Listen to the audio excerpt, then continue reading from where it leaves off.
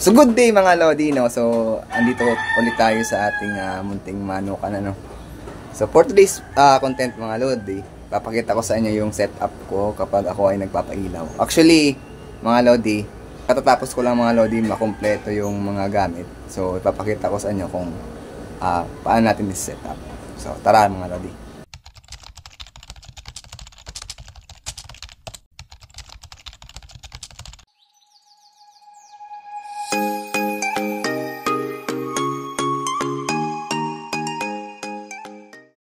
So ayan mga Lodi, yung mga gagamitin natin mamaya, ano.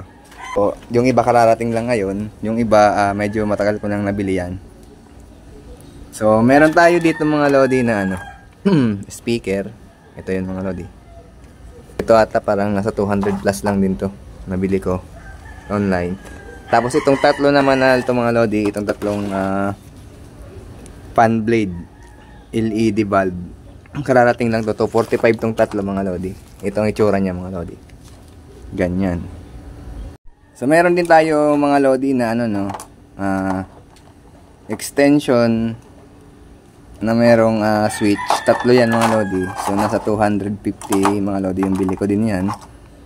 Then meron tayong extension. Ito 180. Tapos ito mga Lodi, nasa 100 plus lang din to mga Lodi. Ano to rechargeable. So bali apat yan na ilaw. Tapos mga Lodi, naglagay lang ako netong ano, sabitan. Dalawang sabitan yan mga Lodi. Tapos dito natin sa bintana ilulusot yung extension.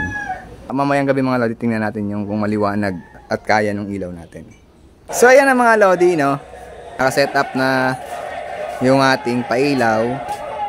So naglagay lang ako ng dalawang 2x2, yung isa merong kaskasan. Then ayun naman mga Lodi, yung kulay blue yung ating speaker. So makikita nyo mga Lodi, effective naman siya at maliwanag naman. So kung nagustuhan nyo mga Lodi yung ating content sa araw na ito, so paki-like and subscribe naman. So hanggang sa susunod na ating content, maraming salamat po.